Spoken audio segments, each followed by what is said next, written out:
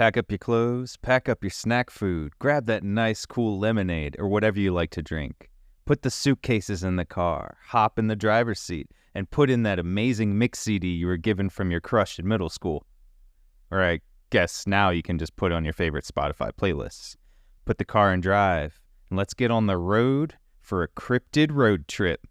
I didn't see you there. It all started early this morning. From hunting ghosts to Bigfoot, UFOs, Cryptids, true crime, paranormal, and more. I've always wanted to see a UFO. Oh, I was researching for your entertainment. That's Bigfoot's cat. He basically wrote the book on modern cult. We aren't really comedians. What if Buddha did cocaine? The Addams Family on meth. This is the Black Cat Report. See you on the other side. Welcome to the Black Cat Report in episode 99. I am Joey, and with me is the instantaneous, irrefutable Gil. Irreversible. Hello. Yeah. We are Can't so refute close to our... We cannot refute it at all. We are so close to our 100th episode, and it's going to be a Burger King Whopper. Yeah. Oh, actually, am I not allowed to drop company names? No, you are. At least on my end, I vote and I fully encourage constantly breaking trademark and copyrights. Well, I guess anyways, it's going to be a Big Mac of a show. Goddamn. Yeah. I said goddamn. But today, we're going to take a little bit more of a relaxed bit of an episode. Before, 100, we get into some truly crazy topics. Right after 100, we're going to go on some fun areas. And I am planning a nice big history series for next month in June. And also, Gil hasn't agreed to this again, but we're going to go back into our topic month in July. Oh, shit. Mm-hmm. If you remember last July, we did Cannibal month. Yeah, we did Cannibal month. And we're going to get excited to get into our next topic this July. Cannibal month. No. Yeah, Cannibal month. We're going to reveal in June, in late June. Me and Gil are going to reveal on our last episode before we get into July, the topic for that month. Okay. Yeah. Also, I like it. Yeah, me too. We probably actually haven't picked the topic yet, but they don't know that. They don't know that. Well, please get ready for it. This Saturday, we have episode 5, Cinco, of Beer, Booze, and Boogeymen. And the episode is called, Gil, Truth or Trash. This Saturday, 7:30 p.m. Eastern Time. Rest of the time zones, you're used to figuring it out. We are going to have a very special game show style episode where you can call in and you can tell us a story. And that story is either going to be completely true or it's going to be completely trash. You're not going to tell us at the beginning if the story is true or false. We are going to guess, and the folks that are listening to the show are going to vote. When we reach a critical number, whatever the hell that happens to be at the time, right? It might be 4, 5, 6, 7, 8 votes, whatever it happens to be. When we reach that timeline, that deadline, we are going to tell you we think that it is truth, or we think that it's trash, and that is when you reveal to us that it was either a devious plot or a devilishly fascinating truth, whatever it happens to be. So get your pen ready. You do not need to have a paranormal story. You do not need to have anything fascinating lined up that has happened to you. You can call in and lie through your pretty little teeth right at us and trick all of us on the show, or call something crazy that's happened to you. That one time that you were base jumping on cocaine in Vegas and you accidentally landed on a double for Elvis in a pink Cadillac. Yes. If that shit fucking happened, call in, trick us, let us know. We want to hear these crazy ass stories. We all got them. Sorry, but if you've made it past 20 years old, you've had some crazy shit happen to you. So hey man, tell us. This is your chance. We want to hear. So that is this Saturday, episode 5 of Beer, Booze, Boogeyman, Truth or Trash. Yes, thank you, Gil. Well, let's get into this relaxed, calm Sunday drive and a fun cryptid road trip. And even as I say this, I still think some of these monsters would be scary to meet in the hallway. Now, I know a lot of the statewide monsters seem, honestly, to have been cousins or maybe even kissing cousins of Bigfoot. And I want to hesitate to say that Bigfoot is a monster because, well, I personally think he's just chilling, walking around the woods, just minding his own business, trying to live life free and carefree. Truth. But you know who really wants Bigfoot to be real? Scott Tompkins?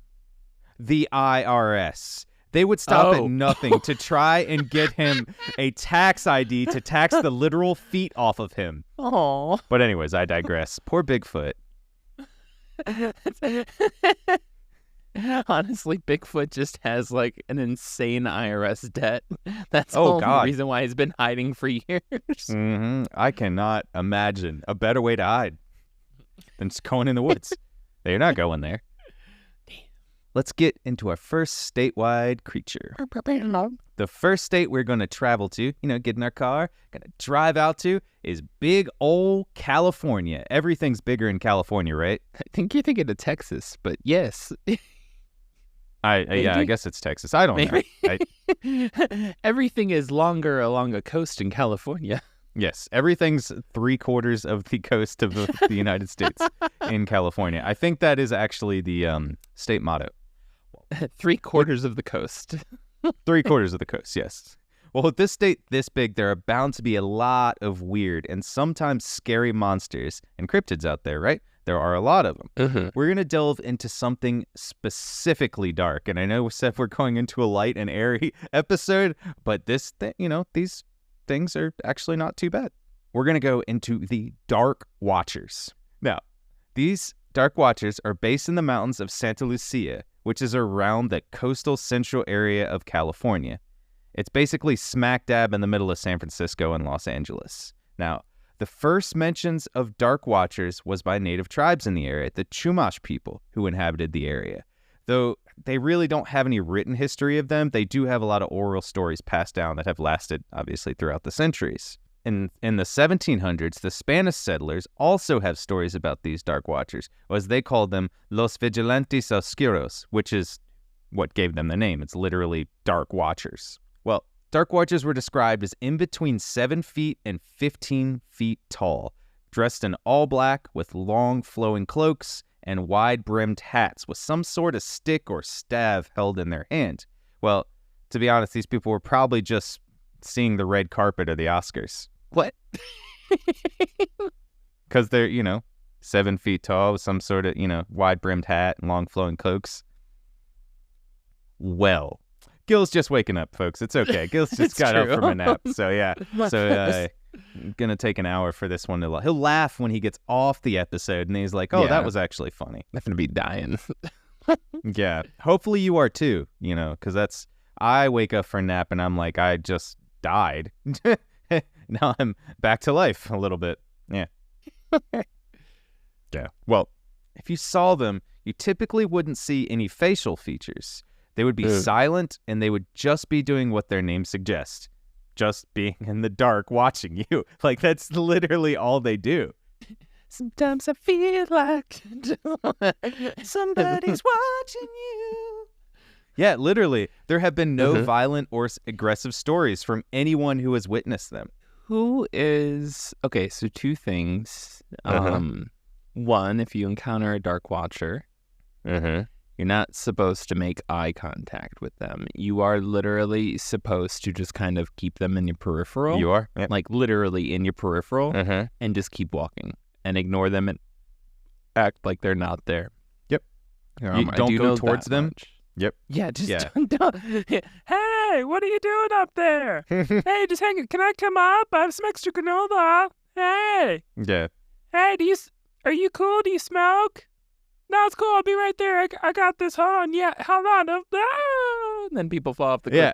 Most Watcher-related deaths are people trying to share weed with the Watchers and falling off a cliff. That is true. Yeah. No. Agreed. Well, I like to equate them from the Marvel stories. Basically, the Watcher from Marvel is literally just sits up there and watches all the multiverse things going on, and that's all these things are doing because they're really not violent. They're not doing anything. They're just sitting there watching you. Well, they're also known to only approach travelers with like simple possessions. So basically, if you got a phone sitting out there, you got like big, huge packs, you got a lot of stuff. Ball and cup. Yeah. If you're glamping, no bueno. They're not coming to you. You're not going to see them. Yeah. Yep. Well, they basically are looking for people that has like a simple walking stick, like a very small pack, and especially if you got a hat. They love hats. They love ball and hats. So if you go in there with this nice brimmed hat, you go out there, they're like, hell yeah. They watch it, give it a little nod. Ooh. They kind of seem like very tall Amish people. Yeah, I would say that. Just watching you, just staring off in the distance, not really saying Well, much. I mean, Yeah, I would say they're wearing all black. Yeah. They have a massive hat on. Yep. Right? Yep. And they prefer simple things. Got a staff, a walking stick. Yep. Yeah, it's the walking stick. They speak Pennsylvania Dutch. This is the California Rumspringa for Amish folks. They send their tallest Amish kids during Rumspringa out to California to this area. Yeah. Yeah, they're like, perfect. You guys will be fine. Enjoy this. Enjoy it. Just watch. You'll be fine. Do all the things you want. I'm too nervous. Yeah. And I mean, just like, we've been talking about, they also don't like to be approached. So they're going to run away. They'll just disappear. If you approach, like you make any movement towards them, they're gone. Just like the Amish. Just like the Amish. Yeah, just like the Amish. They move a little faster than the Amish, but, Whoa. Who knows? Now, they aren't just in stories that are centuries old. They made their way into recent consciousness of stories, basically. And I like to say recent as a relative term because I find bands 10 years down the line, and I'm like, they're new, and like David Brothers, I just listened to them recently and like, they're new. And they're like, they've been around for like 15 years. The other day, Joey's like, dude, you won't believe this. Have you ever heard of Radiohead? Fascinating pool of work. Dude, so good band.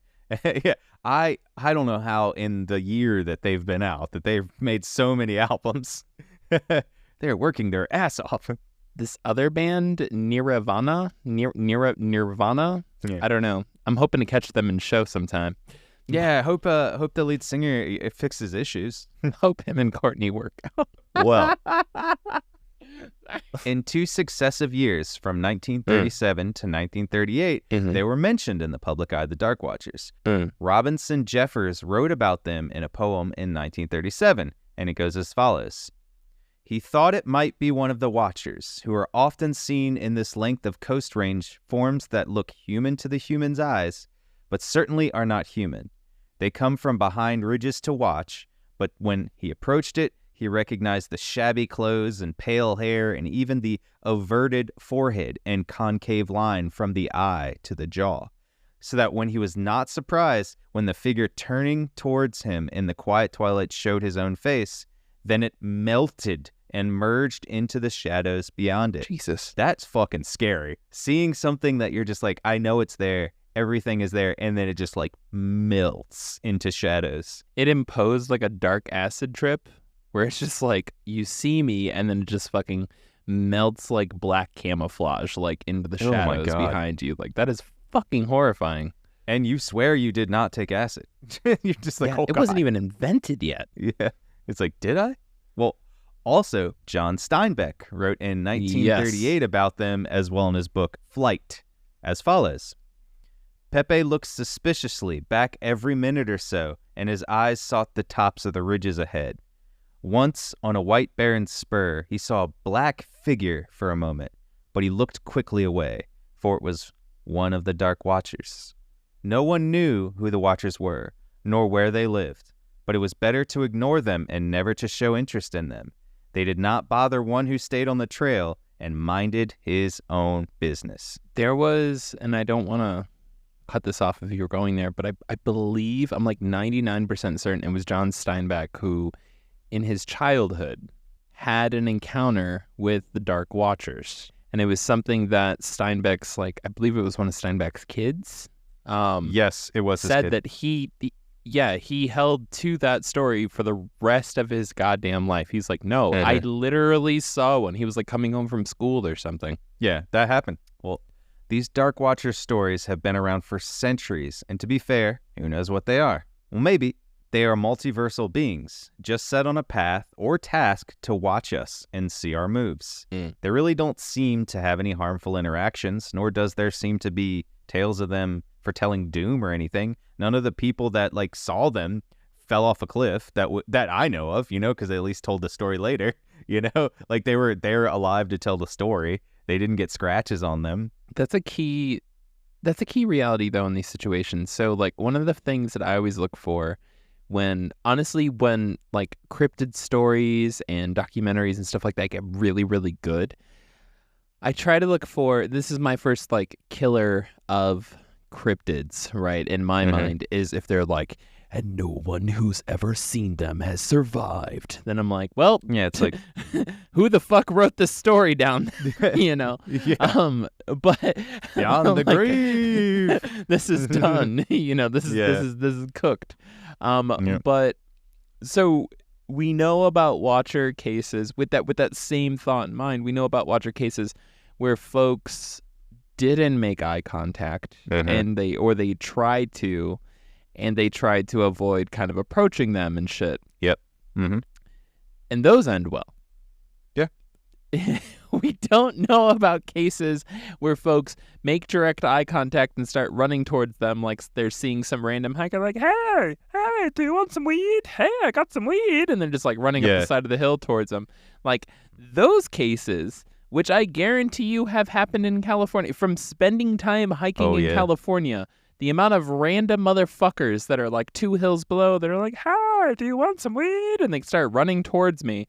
It happens all the time. Yeah. I'm concerned that we have none of those incidences with the Dark Watcher.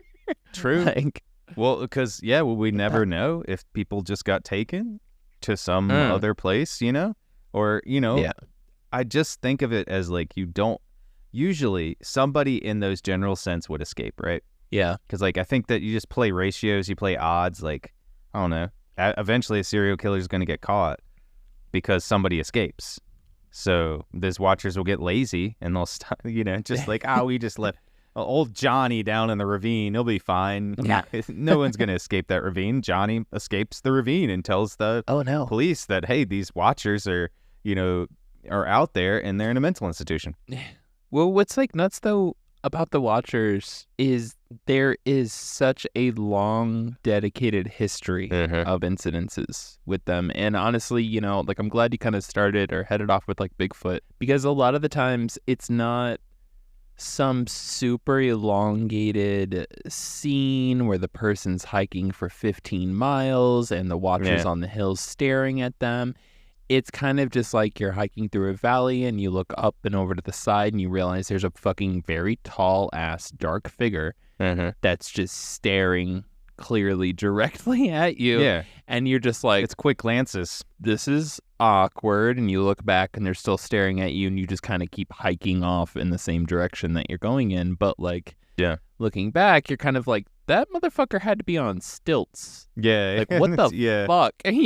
I am a day and a half hike away from civilization, and there is a motherfucker in the middle of nowhere on stilts. Yeah. And this is the Spanish settler era. For sure. This is not, last year where some random pranksters was doing this in the 2000s. It's this goes back hundreds of years. Right. And it goes back even further to non-European stories, to indigenous stories. That's just a thing. It is. Yeah. Let's get on to our next cryptid. So thank you on the Dark Watcher. I like that you knew about that one too. I have one more thing. You got some more about him? Go ahead. Oh, please. Enlighten me. I was slowly accumulating info, and we might still do it someday. I was slowly accumulating info on the Dark Watchers. So it kind of beat me to the punch. I want to throw this out there. So the Book of Enoch, right? So the Book of Enoch, if you're not familiar, the Bible, the King James version of the Bible, other than translated texts from multiple different small books that were put together to make the King James version of the Bible, the Book of Enoch was one of the books that was rejected. So there was a shit ton of other books of the Bible that when King James himself was keep it, toss that in the maybe pile, like as he was kind of going through and putting together the Bible to make the King James Version for Protestants. One of the books was the Book of Enoch, which we might do a whole fucking series on if I ever feel really rambunctious about it. Although biblical shit I'm a little bit allergic to, but it is fucking fascinating. Like, if you want to get into some crazy shit, where it's like angels and demons and the Nephilim and the Anunnaki and like hybrid species of humans that are coming into Earth, like the Book of Enoch is wild. The shit that it gets real Greek myth real fast. But I just want to throw this in here, and this is just a quote coming from Wikipedia, just because I was just pulling it up. In the Book of Enoch, the Watchers are angels dispatched to Earth to watch over the humans. They soon began to lust for human women, and at the prodding of their leader, Samayaza, defect to illicitly instruct humanity and procreate among them, arriving on a mountain called Hermon. So, like, the actual Watchers themselves and the concepts of the Watchers, especially in association with mountains and popping up around mountains, that shit goes back to the BC, my man. Like, that shit goes back. Which might have, honestly, it might have been, I was going to say that might have been why the Spanish kind of came in and they were like, oh, it's a Watcher. But honestly, the odds of the Spanish, like the conquistadors and stuff at the time, knowing about the Book of Enoch is next to zero. So I take that back. Because the Book of Enoch was not popular outside of very small circles, and like even still, it's not popular, although it is growing as a religious movement. That was when there was like 5, 6, 7, 8, 9, 10 different classes of these like angelic type entities that God made, and they were all just fucking crazy, running trains on Earth on humans and doing all sorts of fucking crazy. Like, no, that I see your face right now. I'm not exaggerating. Like, that shit gets wild. And one of the groups was like the Watcher, and I want to say the Watchers were of the same angelic class who taught humans how to utilize math, science, and create fire. That was like one of their big things, was like, after humans got kicked out of the Garden of Eden and they were all like, oh shit, what do we do now? Watchers who were down here like, hey girl, what's your number? What rock you live under? Part of their seduction process and like their coalescence with humanity, in order to, I'm pretty sure, create the Nephilim. I might be way off on that, which were the hybrids between humans and angels. They started introducing the demonic sciences, which were literally math, science, how to create fire, like the advancements of humanity. But that shit's crazy. Anyways, I'm just throwing it out there. The Watchers go back. Like way, way, way back. Way before Europeans ever came to the quote-unquote New World. Yeah. Well, speaking of running a train, we're going to get our train back onto the tracks. We're going to run this train right back onto the tracks and get this cryptid road trip to our next destination.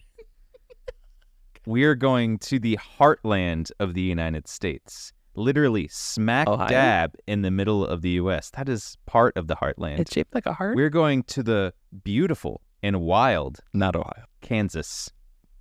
We're going to Kansas. Beautiful and wild. I don't know if I've ever heard it described as that, but that's how I'm describing it. Nobody's ever described Kansas as wild before. Beautiful or wild.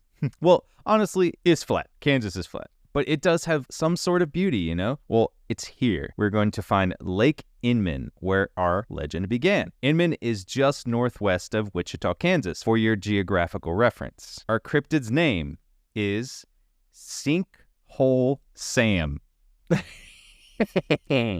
And Sinkhole Sam is personally my favorite name for a cryptid. I'm going to be honest. It's just so simple, but it's also marketable. It's super marketable. My name's Sinkhole Sam.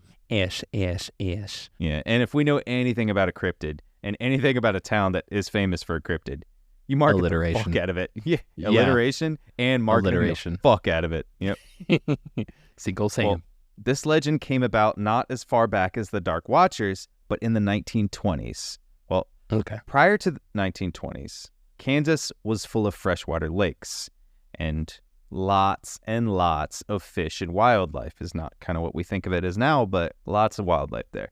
During the time prior to the 1920s, because they had all of this fish and wildlife, what happened? Humans came in and basically overfished and overhunted the areas, leaving the lakes drained and destroyed of any wildlife of anything around. So eventually it got so bad that the lakes became sinkholes.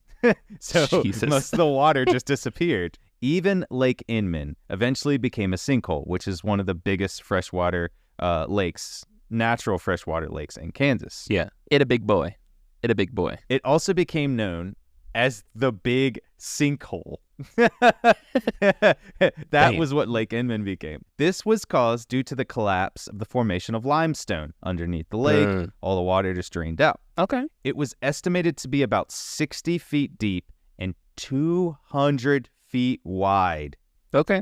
That's a huge sinkhole. Yeah. I lived in Florida for a while, so pardon Yeah, you're me used to if I'm sinkholes. not that shocked. By a huge sinkhole? I'm just, True. I've seen bigger, you know? Oh, yeah, true. But honestly though, for that far up north, like that's the thing too.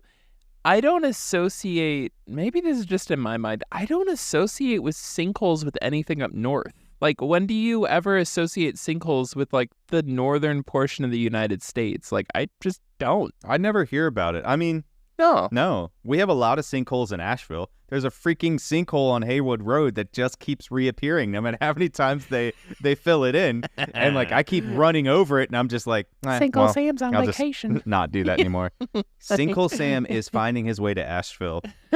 He's taking a mountain retreat. Well, Sinkhole Sam's going south. due to these sinkholes, Sinkhole Sam appeared. Oh, Now, the first sighting of Sam was in 1952 okay. when two fishermen saw the creature emerge from the lake and swim around their boat. They said it was about 12 feet long and 18 inches around. It then made a hissing noise and then just went back underwater. Sounds like a big snake. Yeah, it does. And that's kind of what some of people described it as. And I ran across this newspaper article about two other fishermen during that time and they said they saw it. The newspaper article says as follows. Sinkhole Sam, bless his slimy heart. Sinkhole Sam, bless his slimy heart. It's so southern. Slytherin Sinkhole Sam, seen again on Sunday. Yeah. Sinkhole Sam, bless his slimy heart, was first spotted about a year ago. Two fishermen were sitting on the bank of the 100-acre fishing spot 4 miles southeast of here. No fish. Suddenly, Sam showed up. The fishermen saw him break water. He had a flat head and 15-foot back, a tail of some sort. In between was a snake-like body. And that was our Southern Australian correspondent filling in for Steve. For Kansas Steve. For Kansas Steve. Yeah. Well, Also known as Kansas Steve. he only has one nickname and one real name, Kansas Steve. It's unfortunate, really. Now, all of the descriptions of Sinkhole Sam seem to have him as some sort of big snake like we just talked about. And it would make sense as to why two Inman locals, as they are called, Inman locals, I don't know why that's why they described them. They're like, these so-called Inman locals in the newspaper articles. I was like, So this offensive. Yeah, it was like, I think they live there. I think they actually live there. They are locals. They're not so-called. That's like a situation where, like, I have a feeling they didn't even know they could be offended by that terminology, but after that article, they're like, wow, I just discovered a new thing to be offended. Like, if somebody's like, so-called Asheville residents, it'd be like, what the fuck? You know? It's like, no, we are we live here. Like, No, the zip code is on my license. What are you talking about? Like, these so-called Inman locals named Albert Newfield and George Rager were trying to stop Sinkhole Sam from taking over the town by sitting on a nearby bridge and just taking pot shots into the water. randomly. Cops came and they needed an excuse. That's the truth. There is no way they were like, we gotta stop this slippery sham. Like, this has never happened. No. This, of course, was in the 1950s that they were doing this, right? So now just picture these old rednecky good old boys sitting on the bridge chewing backy, spitting into a bottle of the ground. I don't know. I don't chew tobacco. Just randomly firing into the water anytime they see ripples in the water. Pew, pew. And honestly, not saying that doesn't sound like a good time. Granted, I wouldn't want to sit and kill a bunch of random stuff. Yeah. Yeah, and you're kind of lead poisoning the water. But anyways. Yeah, they already ruined the water. So it's okay, fine. boomers. Yeah, thanks, boomers. Yep. Thanks, boomers. Yeah. Well, to basically stop a bunch of people from starting to do this and just sit on the side of the lake and firing shells into lake to kill whatever creature there is in it, 2 people were brought in to see if they could ID this majestic creature. First was named Ernest Dewey and his assistant, Dr. Erasmus P. Quattlebaum. I can literally see their pocket protectors. Like, I don't need an image. I don't need photos, depictions. I can smell the John Lennon style round bifocal glasses that are not ironically, kitsch, and I can see the pocket protectors. Like, I can see them. Those shirts are tucked the fuck in. I know it. So much. Slick back hair. Hair for sure. Obviously. Greased. Yeah. Well, I really think the last guy's name, Erasmus P. Quattlebaum, sounds like he couldn't think of a good fake name and just made one up on the spot. It was actually Sam. It was Sinkhole Sam. That's just like, hello. I'm here to investigate.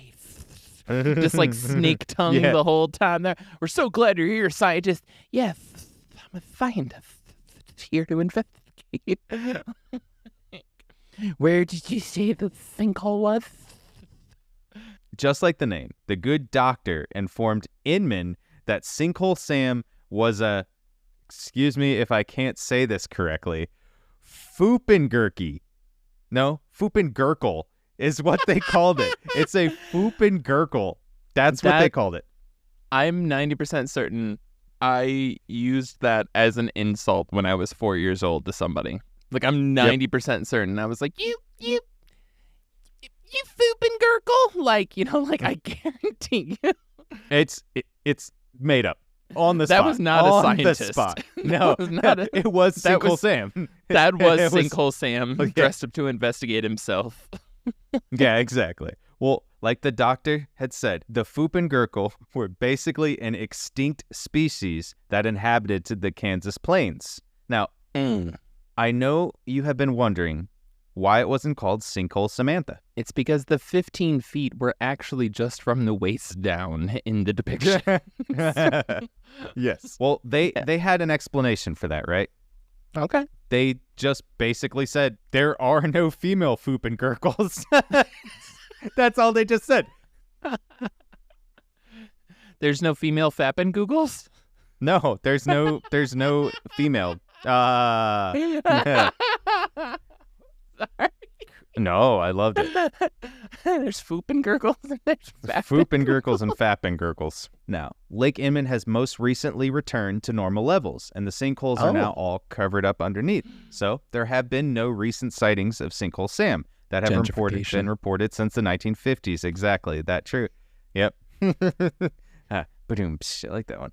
But I still like to think it's just down there lurking, or really just chilling in the big sinkhole waiting for his chance to return to the surface world. And before we wrap up this story, because that's pretty much the Sinkhole Sam. He just went around a couple boats. They tried to shoot him. There's not much, but he's a cool thing. I want to say, instead of a snake, I like to picture Sinkhole Sam as just a large earthworm. I mean, he lives in the ground, underneath the earth, slinks around slowly, not hurting anybody, and just Livin. He's basically the Matthew McConaughey of cryptids.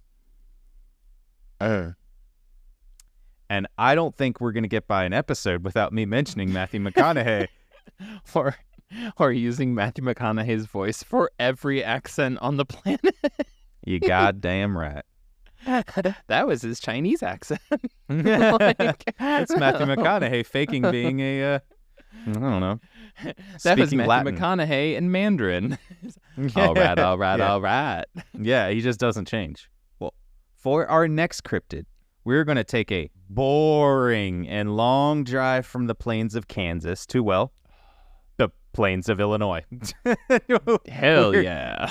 We are going to jump forward in time about 20-ish years to around Okay. 1973 to visit our next monster, the Enfield Monster, also known as the Enfield Horror, which shouldn't be confused with the Enfield Poltergeist, which happened I in was just gonna England. ask. Damn. Yep, dude, they're not the same.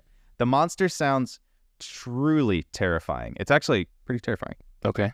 The first encounter with the Enfield Monster occurred on April 25th, 1973, when a 10-year-old boy named Greg Garrett was playing in his backyard when a creature came up and stepped on his shoes and tore them to pieces. Oh, hell no. Yep. So this is the scary Hell one. No. Yep. Garrett flipped the fuck out and committed mass murder that day on the Enfield Monster. Like, no. You don't step on someone's shoes. You don't come into someone's yard to step on their shoes. This is fucked. I hope Garrett committed genocide on this one singular paranormal species. I don't normally support shit like that, but in this situation, like, boy's got to defend his home. Well, the 10-year-old boy, Greg Yeah. Garrett, just ran inside the house crying, like most 10-year-old boys Looking would do for at the his time. I think.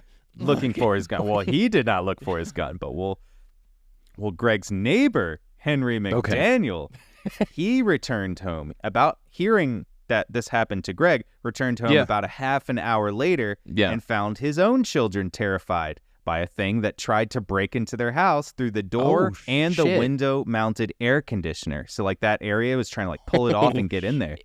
It's fucking scary. This is horrifying. Is this during the middle of the day? It's 6, 7 p.m., so it's kind of Wait nightish. a second. Why were his little kids home alone? I don't know. Okay. Sorry. I'm thinking too much into this. Keep going. You're going a little too much into this. Also, we didn't fully acknowledge it, but we do have a new co-host to the show. Joey, do you want to take it away? You want to introduce the new co-host? I feel like you should. I'm going to introduce little Sushi. Sushi is about 6 months old. She is the cutest little plaything around, and she is currently sitting on my lap and has been for most of the show. Picture a tiger in white, black, and gray. That's Sushi. Yep. And now she's jumping on the erasing some of my words. Perfect. Thank you, Sushi. Just sit up there and be cute like you're being before. Well, Greg's neighbor, Henry McDaniel, like we'd just been saying, he returned home. About half an hour later, found his own children terrified because he was trying to get in the house. McDaniel heard scratching noises at the front door. Like after he got home and this thing had been getting in, he scratching at the door, and then, something I would do is basically just go open the door. And he did. What the hell's the matter with you people? Yeah, I don't know.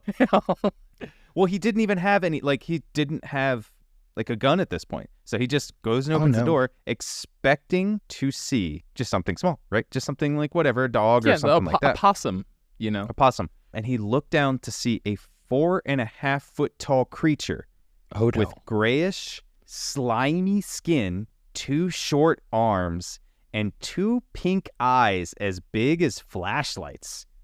Picture that. Bro, what the fuck? It's so creepy looking. What the fuck? He then did what you had been saying. He slammed the door closed, grabbed his .22 pistol and a flashlight. Okay, that's not really a gun, but okay, But that's all he had at the moment. Opened the door back open again, and then fired 4 shots at the creature, hitting it just once. Just in the head. Just execution style into this cryptid's head. Yeah, he tried. He said he hit it. He said he knew he hit it, but the other 3 shots missed. It then fled away, obviously, covering about 50 feet in 3 jumps. So this little guy's hopping? Boing, boing, hopping. Boing. Yeah. Okay. Which is what I'm going to explain for my now theory I have. The Enfield pole vaulting geist. Okay.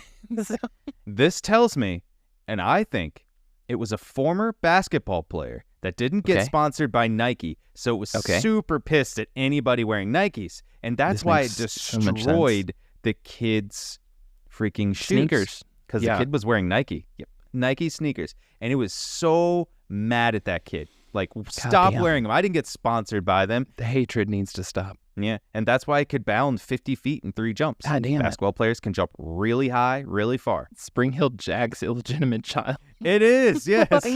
Oh, my God. Well, the police came and saw footprints in dog-like shapes, right? But six toe pads, so, not the normal. That makes it awkward, yeah. Yeah. Right. Also, I want to say that this checks out because I don't feel like he was lying.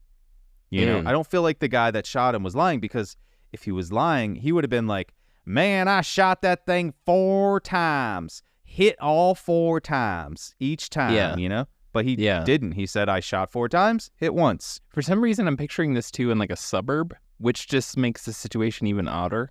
Like, honestly. Yeah, I think it was in a suburb, yeah. It's like a fucking cul-de-sac, so like he's shooting and it's literally just bullets going into his neighbor's house across the street.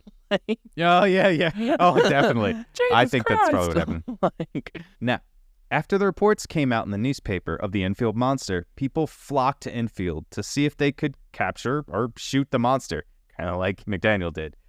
The poor thing is just trying to protest Nike's treatment of children making their shoes, was now hunted. Probably started by Big Shoe. Definitely started by Big Shoe. Fucking Big Shoe. Another thing done by Big Shoe. Right? They're always getting things over on us. Well, a group of 5 amateur monster hunters say they saw and shot at the infield monster while it was under some brush in a field. So I'm going to say it might not be. And let's clarify here. Amateur monster hunters means some shit went down. And this is true in every fucking story with monsters. Yep. Some shit went down. Motherfuckers got their guns and they went out looking for it. All of a sudden, that officially labels them as amateur monster hunters because there is no actual registration for that title. This is not There's like no pro getting monster your hunters. Temps for a fucking license, Yeah. This is some people, this is the crowds of people in Malaysia going to check out the school in the afternoon for those tiny aliens. Those folks were amateur ufologists, like. The only license they may or may not have is a gun license. And they might not have that. And you ain't even got to have one of those in Illinois. So. Nope. Well, it, however, was not phased and ran at inhuman-like speeds. Oh, shit. Away. Yeah. Yeah, it just flew away. The last sighting of the infield monster was by Rick Rainbow. Hell yeah. Pardon the alliteration name, who should probably have been a weatherman. Or a porn star, or both. Oh, a porn star. Or both. Looking like chance of showers. It's so good. Well, Rick Rainbow was the news director at WWKI in Indiana. My last job was Sinkhole Sam. Hey, we finally found him. Well, he and 3 other individuals saw a gray, stooping, 5-foot-tall entity lurking outside an abandoned house, not far from the homes of Garrett and McDaniel. They didn't have as bad of an experience with the infield monster as the other 2 did, but they did catch the monster scream. Oh. However, the recording was conveniently lost. Oh. Jesus, that hurts. So they did record it, but then it was conveniently lost. Yes, but Oh. A famous cryptozoologist did come on the scene right after to figure out what had happened here because there was a lot going on. Yeah. And it was just fucking people out in the woods with guns randomly shooting at people. That's a normal day in Illinois. That is a normal day in Illinois. Yeah. And the town, just like Sinkhole Sam, they didn't want people just going out and shooting random things. Yeah. And also shooting random people that are in the woods. Also looking for it because, that happens. Technically, you don't need to wear orange when you're hunting Cryptid. Honestly, this is a huge thing that, Game and Wildlife really kind of needs to cover in that area. They should require wearing a vest for impromptu Cryptid season. That is going to be one of our it's going to be one of our TV shows. Cryptid casualties. Cryptid casualties, yes. All the people who have been killed looking for cryptids. That's a great idea. And really sad. And we'll do a big RIP. Cryptids kill. Well, Keep that in mind. cryptids do kill. Well, people kill. Cryptids, people looking for cryptids kill, I think is Cryptids don't kill. People do. People looking for cryptids do. The cryptozoologist was named Lauren Coleman. They arrived and interviewed witnesses, took notes, and heard the screeching banshee-like sounds from the recording. Jesus. So Okay. Lauren heard the sound and didn't and gave up the name for it. Yeah. Lauren couldn't identify either what happened or even what the creature was. There was only one known actual explanation for this so far. Yeah. Apparently, during this time, a kangaroo had escaped the zoo, and that is what everyone saw and what they said everyone saw. There's no possible way these are related. It's not a kangaroo. Yeah, a kid would know what a kangaroo looks like. An adult would know what a kangaroo looks like. Also, kangaroos are not 4.5 feet tall. No, they're huge. taller. They're like 7 foot. They're more like Yeah. the Dark Watcher's height, if anything. And They're they pretty also pretty don't damn big. act like that. They don't jump and tear up Nikes, you know? Yeah. No, I mean, well, you had, what was it, Ruse? I used to have a pair of those back when they were still Oh, yeah. around. I don't even know if Ruse are around anymore. Do you remember Oh. Ruse? I don't. Oh, dude. Okay, this is a tangent here. Ruse were a really awesome, like, they were kind of like a mix between a tennis shoe and a regular running shoe. They were almost like a mix between like a tennis shoe and Pumas. And the cool thing about Ruse is they actually had a pocket on the far right side, which was covered over with the logo. And there was like a small piece of Velcro, and you could lift it up, and it had a tiny zipper. And what the point of that was is you could put your house key or whatever in it, zip it up and close it, so when you went running, you could have your key like in your That's fucking smart. shoe. That's They were smart, fucking actually. dope shoes. That's good. Like they Yeah. were really dope shoes back in the day. Well, now you're just proving my theory wrong. But yeah, Ruse, man, I'm gonna have to look those up. Ruse were the shit. Yeah. Well, I mean, it was Big Roo trying to overtake Nike. Big Roo Big trying Roo to take over Big Shoe. Yeah. Yeah. Yep. Exactly. Well, I feel like if a kangaroo was there, it would have just drop kick the shit out of you and not run up and scratch your shoes. Yeah, or just started boxing the little kid. Yeah. Also, oh my god. A kangaroo, I don't think kangaroos really have the hands to start trying to remove an air conditioning unit from the side of a house to get in. No. That's No. not normal for kangaroos. Although this 100% does accurately describe the hopping massive distances within 2 or 3 hop. That is spot on That's for a the kangaroo. one. Yeah. That is That's the spot one. the fuck. Also, I'm gonna say a kangaroo would be able to take quite a few shots from a 22. Like they ain't going down with 2, 3, 4, 5, 6 shots from a 22. So like that does track. If you shot a full-grown kangaroo with a 22, unless it was very well placed in the fucking head, that bitch ain't going down. Agreed. Like I think you're just trying to prove this kangaroo's theory. Hey man, you're dropping facts. You're dropping facts. You know what I'm saying? I'm hopping with them. Yo, You're dropping, I'm hopping. That's how it works. Drop it like it's hopping. Well, I want to say, I am just a lonely podcaster, right? So lonely. I mean, we are just lonely podcasters. We're so lonely. We are just lonely. I mean, we have our cats. It's true. Well, I don't think we'd like to have visitors like these next cryptids, to be honest. I don't think we want them to visit us because we're going to drive up. You know, drive up a little north, go up the East Coast. Oh, we'll pull up. Going to We're Maine? going to make a stop, Connecticut. Going to Connecticut. Concat. Gotcha. And this is going to be our last stop for a cross-country trip. Okay. On our road trip. We're going to make right. stops in the royal towns of Connecticut. Royal. Especially a few along the way called Oxford, Fairfield, and New Haven. Okay. Basically any small town, dirt road in Connecticut, because this where the next cryptids are going to come from. Oh. They're called melonheads. Yeah, I know you've heard of these before. Yes. But there are also a lot of other stories from other states. Michigan and Ohio have sightings of them, and I think other states as well. But we're going to stay in Connecticut because we're going state-based right here.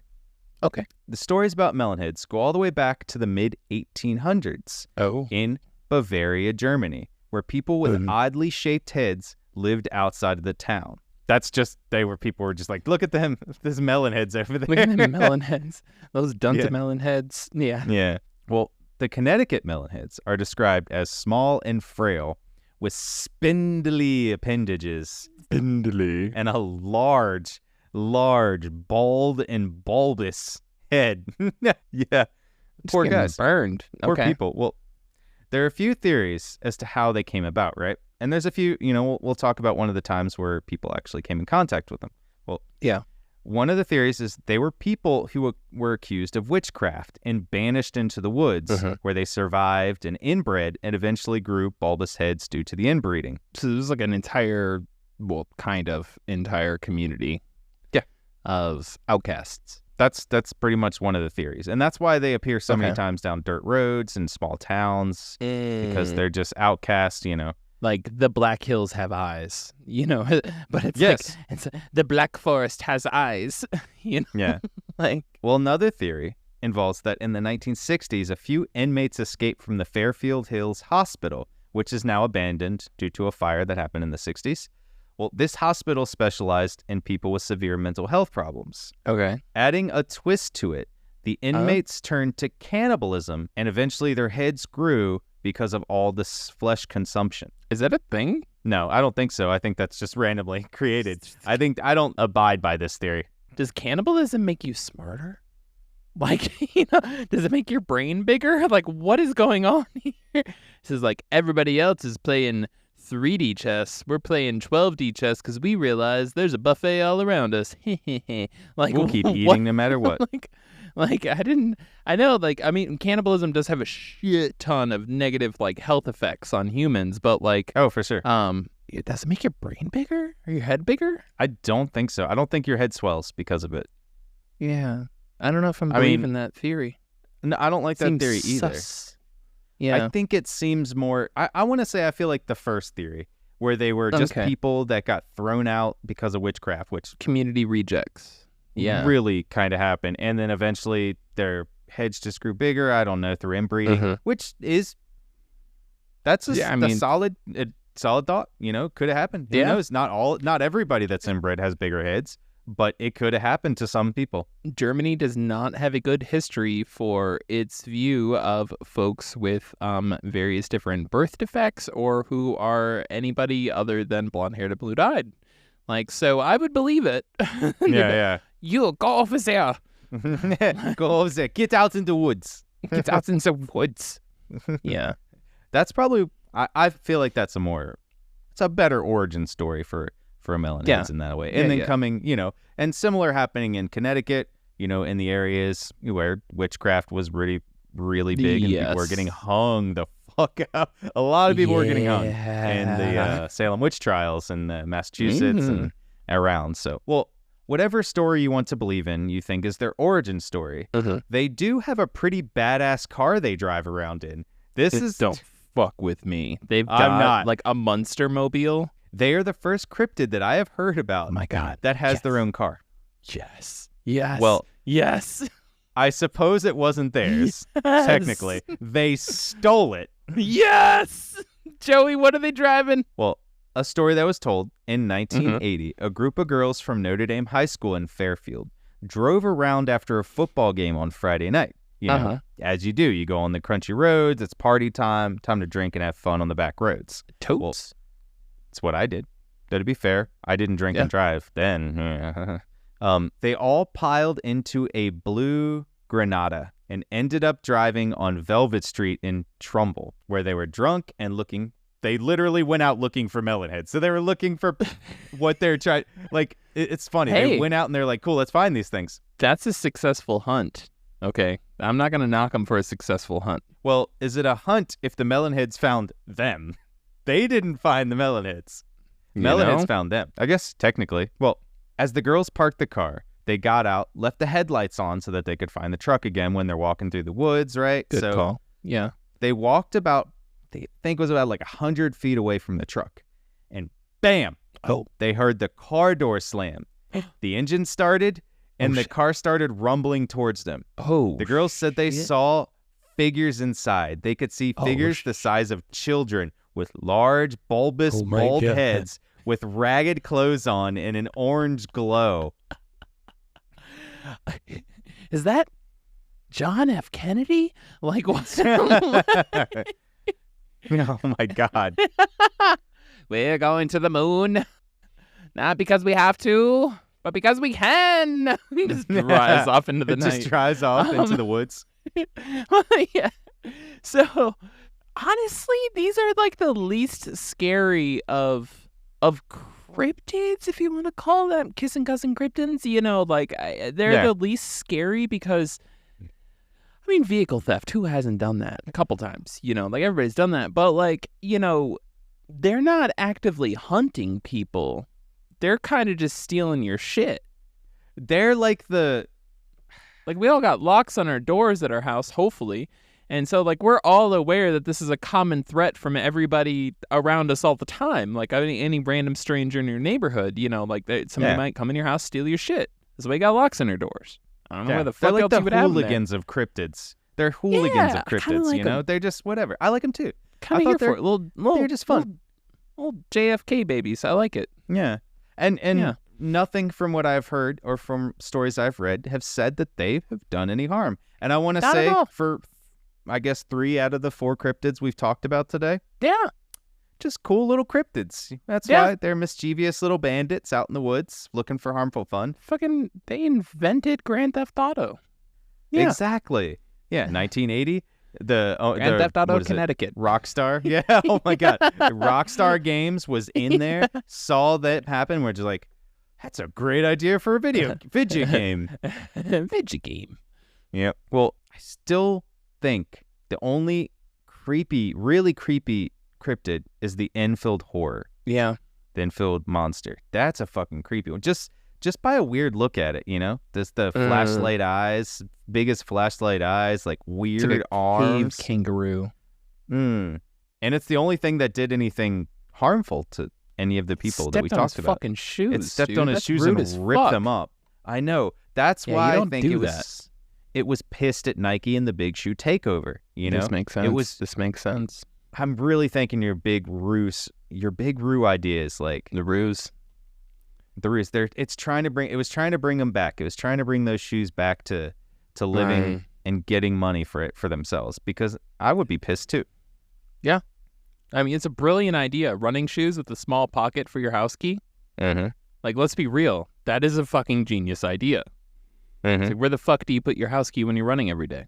I think that's the greatest idea ever. You know what I'm saying? Put your house key or your car key. Because if you ever drive somewhere, like, you leave your car keys in your freaking car, where else are you going to put them? It's very awkward. You know, that's an awkward. And this was back before, like, fobs were more common. So, like, this was just a small key, you know. It was brilliant.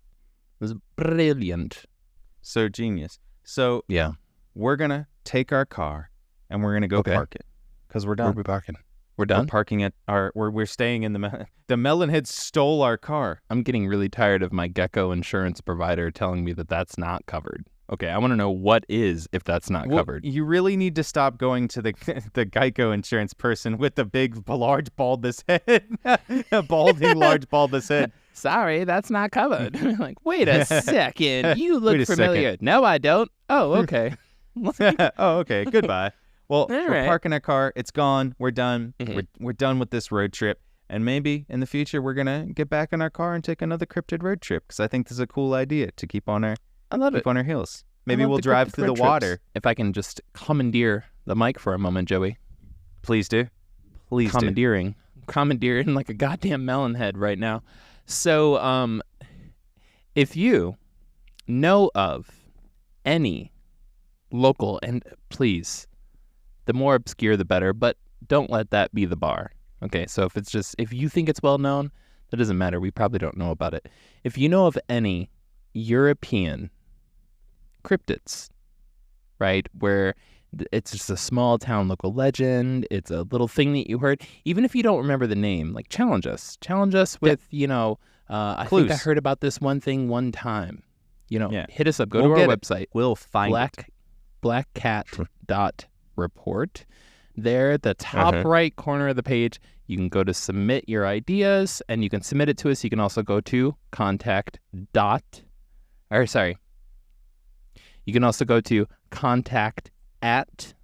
blackcat.report. You can also find us on Instagram at blackcatreport and send us a message there.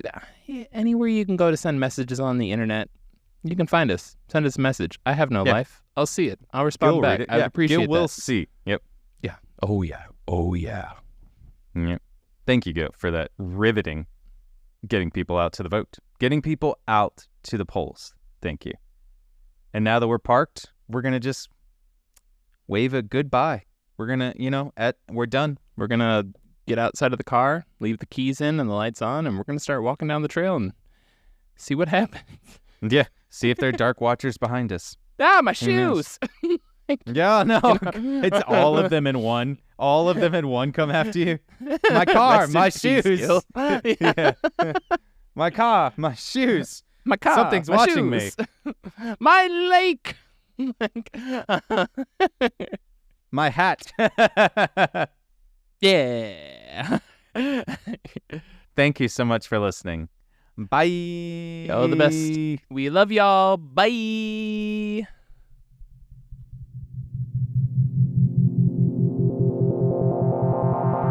Thank you for listening to the Black Cat Report in episode 99, Cryptid Road Trip. We're super excited to be on episode 100, and you will love the topic. Tune in next week. We also will have some cool updates in the near future. Check out our Instagram and TikTok for up-to-date information for Black Cat Report. We'll see you on the other side.